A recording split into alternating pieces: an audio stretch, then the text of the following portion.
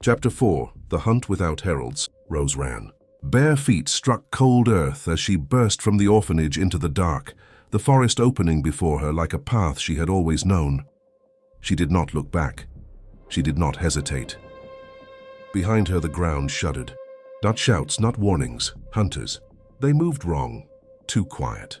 Too close together. No herald's call. No order shouted for witnesses to hear. These men did not want the village awake. They wanted her alone. Rose cut left, then right, slipping into the hedgerows as the night swallowed her. The earth spoke beneath her feet, soft here, loose there, places that would remember her weight and places that would not. She chose stone. She chose root. She chose anything that would not tell her story. A shallow ditch opened beside the hedge. Rose dropped into it, damp moss swallowing the sound of her landing. She pressed herself low as boots passed where she had been moments before. One man cursed softly. Another laughed. Her blood went cold.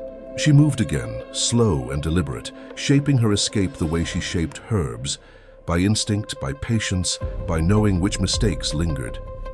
At the fork near the granary, she reached into her satchel and flung the empty glass vial into a pile of broken barrels. The sharp crack split the night. Voices snapped toward the sound. Rose went the other way.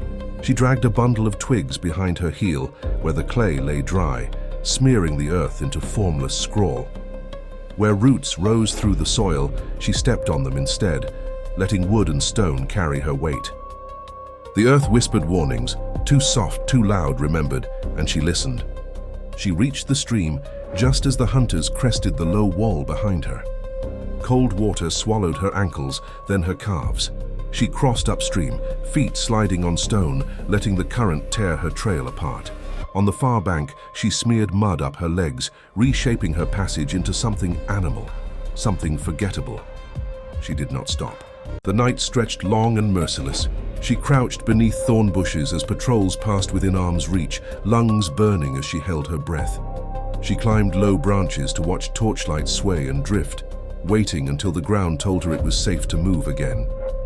Once her foot slipped on a slick root and she barely caught herself on a frayed rope stretched across an abandoned cart path.